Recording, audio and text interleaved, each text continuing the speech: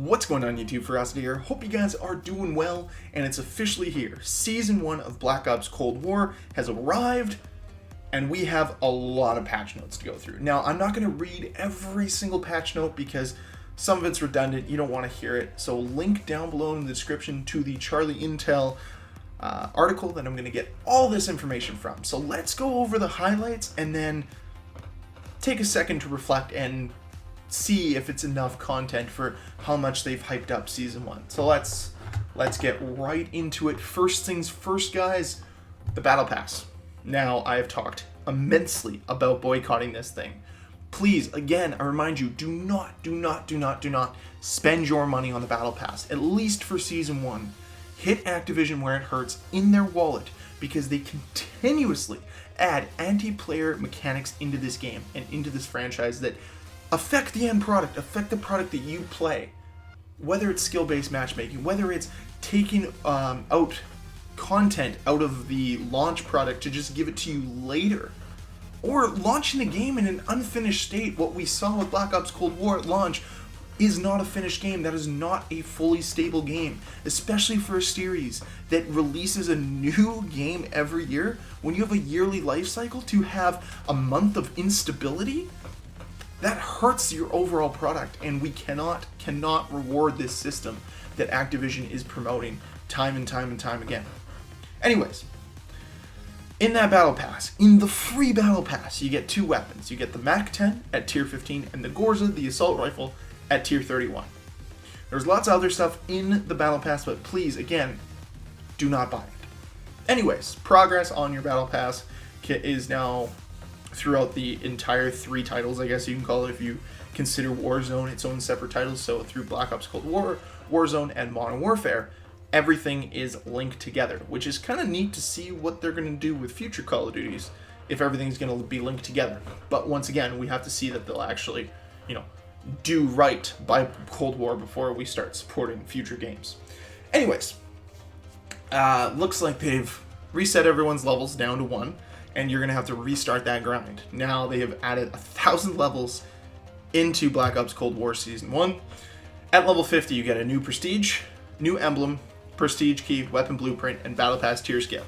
And you get those same rewards from level 50 to 100 to 150 to 200, except for the weapon blueprint.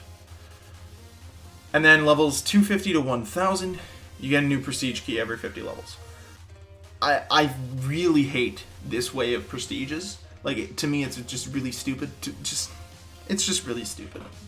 And I'm going to do a video talking about prestiges in the future, so I don't want to spend too much time on it, but it's just, in my opinion, it's pointless. It's pointless.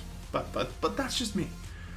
Bunch of new challenges. Operator missions. Now you can do missions specific to your operator to get that operator-specific skins. I don't mind that. That's pretty cool. Added various stability fixes. Now, this article at the time of recording does not specify what fixes, but hopefully the game just overall feels better. That's what I'm hoping. UI, again, addressed a bunch of UI issues. Please, oh please, just make this game better overall. Make it more usable. Make me allowed to play with my friends. Remove skill-based matchmaking. I don't know. Anyways, new maps have been added to the game. The Pines and Raid. I mean, leaks were true, guys. Raid's back, cool, awesome. The Pines, whatever, it's a brand new map. I'm interested to see how it plays. But it feels a little underwhelming, doesn't it? Nuketown 84 Holiday Edition, cool, I guess. I mean, Modern Warfare Remastered did this with Crash a few years ago, so interesting. The cool thing with this new edition is Gunfight 2v2, which should have been at launch, but that's fine. That's neither here nor there. With 4 maps, Game Show, ICBM, UBAM, and KGB. Nuketown 84 also had some map fixes with spawns. Yeah. Apparently there was a bunch of spawn trapping issues on Nuketown 84. My question is, this is the 5th time you've now done this map? 5th time. And you can't figure out the spawn trap issues? You've 5. Anyways, incompetency at its finest, I swear. So, game modes. Just 2 new ones. Gunfight, obviously, like I mentioned, 2v2, pretty fun. I enjoyed it in Modern Warfare for what it was. I will be playing it, and you'll probably see some content here on the channel. Number 2, Prop Hunt. this was a lot of fun in Modern Warfare Remastered. Happy to see it back in this game. I'm probably going to play a lot of it, if I'm going to be honest with you. It's just fun, casual, and I wonder if there's going to be skill-based matchmaking in that too. But we'll wait and see. So looking forward to that. Looks like the map list includes the Pines, Cartel, Checkmate, Moscow, Nuketown 84, Holiday, and Garrison. So like 80% of the maps that are in this game. It's just a good way to address the fact you have like no maps. But anyways, neither here nor there. They address some issues with some of the game modes like Hardpoint, Domination, Free-for-all, Search, and Control. There were just some issues with those individual game modes, so they address them. Once again, link to the full patch notes down below in the description. Okay, featured playlists. So they've added 4 playlists to the featured playlist tab. Raid them all, which looks like you're just going to be playing the Raid in the Pines all the time, 6v6. Not sure I love that, but I mean, there's definitely a market for it. Gunfight and Prop Hunt. Yes, please. Cool, awesome, I'm excited for those. Nuketown 84, 24/7. Again, if you're one of those people who love playing Nuketown, another opportunity. You can play in the holiday version. As aforementioned, the MAC-10 and the Groza are added through the Battle Pass system for free. You do not need to buy it to get these weapons. Okay? The crazy thing is, through all this, Charlie Intel doesn't mention that it's free. It's free, guys. Remember that. Please remember it's free. Okay. Now into some weapon tuning. AK-47, reduced headshot multiplier, reduced damage of the RPK barrel. Krig 6, reduced headshot multiplier. Love this stuff, guys. This is good stuff. FFAR, increased damage ranges, reduced recoil. They're going to make the FFAR good again. I'm happy about that. Some machine guns. Milano, increased effective damage range. Good. KSP, increased effective damage range. Good. Bullfrog, increased effective damage range. Awesome. All that's great. TAC rifles. M16, reduced maximum effective range. Reduced fire rate. Both are good. Would have liked to see damage rate decreased as well. I think the M16 is still too powerful. TAC Rifle Charlie, the AUG, for those wondering. Reduced headshot multiplier, reduced maximum effective range, reduced fire rate. I saw somewhere that it reduced damage from 53 or from 54 damage per bullet to 51. In my opinion, guys, it reduced damage for the 19.8 task force barrel. In my opinion, guys, this isn't enough to make the TAC rifles like less viable. They're still the strongest guns in the game. They haven't done anything to address it, and it doesn't seem like they want to. This isn't enough, in my opinion. Anyways, to continue. Light machine guns, M60 increased ADS speed and increased weapon swap speeds.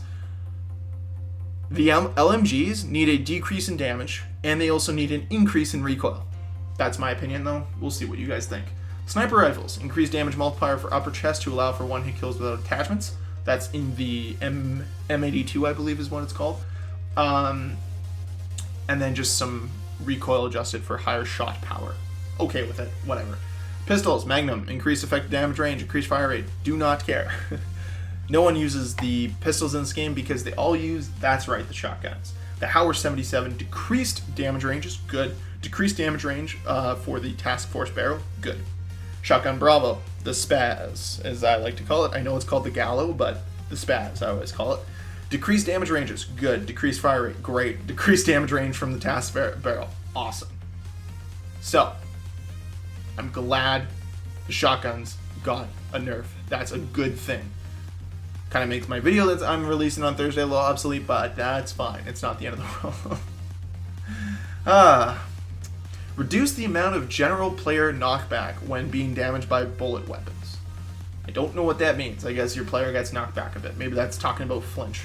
I don't really know. Oh well. Anyways, perks. Flak Jacket. Reduce explosive damage mitigation. So maybe now you can actually get one-hit kills with grenades if they're right at someone's feet and they have Flak Jacket on. Forward Intel. No one uses it anyways. Ninja. Remove protection from field mic detection. Oh, so now Field Mic will detect Ninja. I like that. Spycraft. Added full immunity to Field Mic detection. Interesting. Okay, cool. Equipment. Frag Grenade. Increased damage. Good. Molotov. Increased damage. Good. Stim Shot. Reduce heal speed. I'm going to have a video later this week talking about the Stim Shot being a crutch. Hey, I use it too. But I do believe it's a crutch, so seeing them kind of nerf it, I'm cool with that. Field Upgrades. Field Mic no longer detects users who are crouch walking, ADS walking, or swimming. I'm okay with that. Gas mine, increase damage, remove detonation delay, and reduce how much a player will be slowed when affected by gas. I like all that. That's good. I don't use the gas mine personally, but I don't mind it. The harp, the new score streak, guys. We asked for it. They delivered. This is the Blackbird. This is the Hater. This is the VSAT. You guys can see the direction of players when they're moving, when they're on your minimap. Awesome stuff. Cruise missiles. Address an issue where cruise missile HUD effects would display after cruise missile kill cam. Never noticed it. Address an issue where using a cruise missile from a care patch could clear score earned towards players equipped cruise missile score streak. Huh. Okay. Our RCXD addressed issue that allowed RCXD to push teammates. I did notice that once.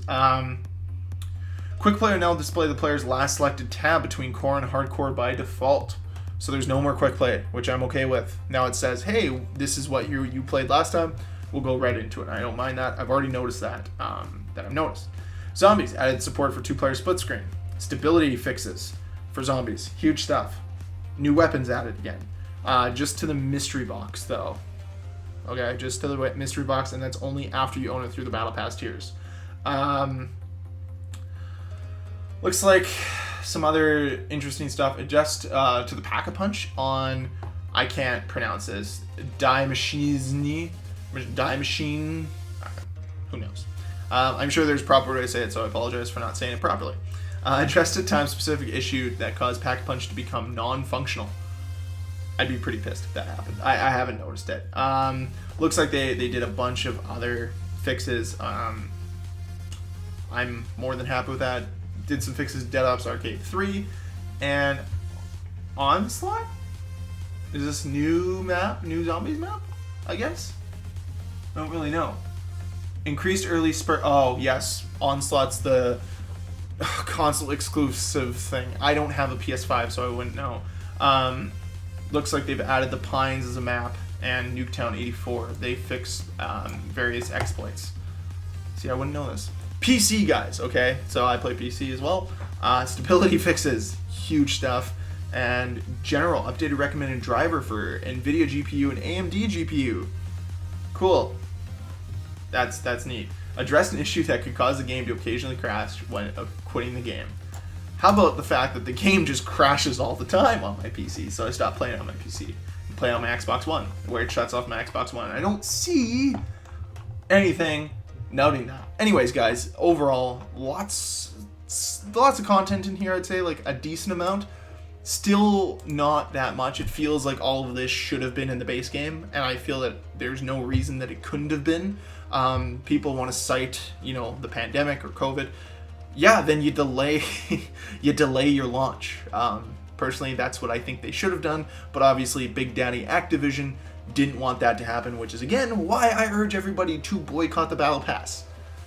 We would have gotten more content at launch if, Activision had pushed it back, and we would have been receiving this stuff later on. You would have received a better game, a more complete product, something that you could actually be happy that you spent your money on. Instead, we had to wait a month to even get a game that was close to ready for launch, but we'll have to see as the season goes on if the stability of the game is there, if the game is actually delivering on the promise of having a lot of content. So we'll have to wait for that. But overall, guys, I'm lukewarm about this. I think it's fine. I think it's okay, but personally, I would have preferred to see this stuff in the base game.